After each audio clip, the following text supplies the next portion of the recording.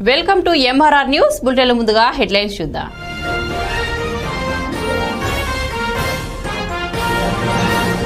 ఈరోజు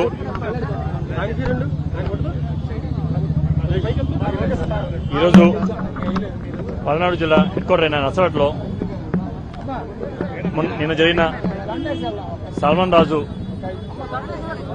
ఈ కూటమి పాలన హత్య చేయడం మీద ఈరోజు ఇక్కడ నిరసన జరగడం జరిగింది. మన అందరికీ తెలుసు, అందరూ చూస్తున్నాం,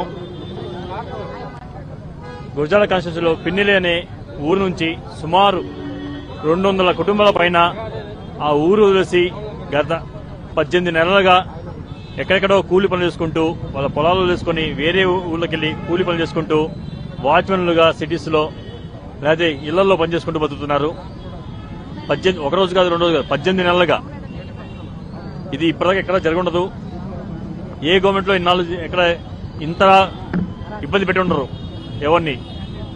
మరి ఈరోజు ఆ పిన్నెల్లో అక్కడ నుంచి వెళ్లిపోయిన పరిస్థితి ఎలా ఉందంటే,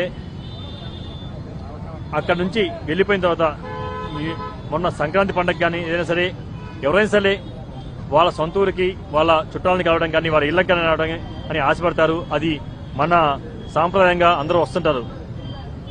అలాంటి టైంలో మన సాల్మన్ గారు వాళ్ళ ఇంట్లో వాళ్ళకి ఒంట్లో బాగలేక చూడటానికని ఊరొస్తే అతన్ని అడ్డుకొని రాళ్లతో కొట్టి అక్కడక్కడే ఆయన స్పృహ తప్పిపోయి పడిపోతే అతన్ని మీద వాళ్ళ చుట్టాలు వాళ్ళని కొట్టడానికి కేసు పెడితే కనీసం పోలీసులు దానికి రెస్పాండ్ కాలేదు.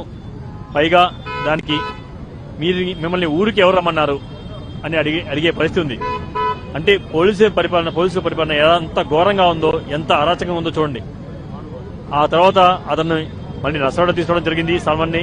ఆ తర్వాత ఆయన్ని గుంటూరు గవర్నమెంట్ హాస్పిటల్ తీసుకోవడం జరిగింది.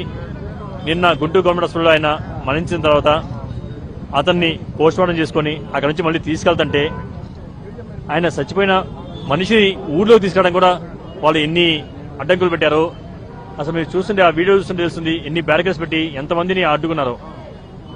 ఎవరైనా సరే చచ్చిపోతే వాళ్ళ కుటుంబ సభ్యులు అతన్ని చూడటానికని అందరూ వస్తారు కదా, ఆ ఊర్లో చుట్టుపక్కల అందరూ వస్తారు కదా. దానికి కూడా రిస్ట్రిక్షన్, ఒకళ్ళే రావాలి, ఇద్దరు రావాలి, ముగ్గురు రావాలని. ఏది ఏమన్నా కార్యక్రమం, ఏమైనా ప్రోగ్రామా, లేకపోతే ఏమన్నా పార్టీ మీటింగా? దేనికి ఇంత రిస్ట్రిక్షన్స్? ఫస్ట్ ఆఫ్ ఆల్ ఆయన చచ్చిపోయిన కారణం పోలీసులు వాళ్ళ నిర్లక్ష్యం.